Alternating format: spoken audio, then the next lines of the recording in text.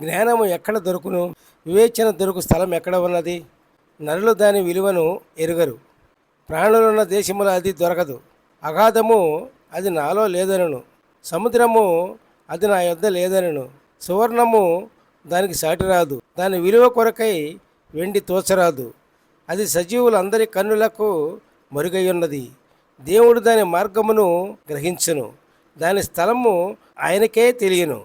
ఆయన భూమి అంతముల వరకు చూచున్నాడు. ఆకాశం క్రింద దానిని అంతటినీ తెలుసుకొనిచున్నాడు. గాలికి ఇంత బరువు ఉండవలనని ఆయన నియమించినప్పుడు, వర్షమునకు కట్టడ నియమించినప్పుడు, ఉరుములతో కూడిన మెరుపుకు మార్గము ఏర్పరిచినప్పుడు ఆయన దాన్ని చూసి బయలుపరిచెను. యెహోవా యందలి భయభక్తులే జ్ఞానమనియు దుష్టత్వము విడిచుటయే వివేచన అనియు నరులకు సెలవిచ్చెను.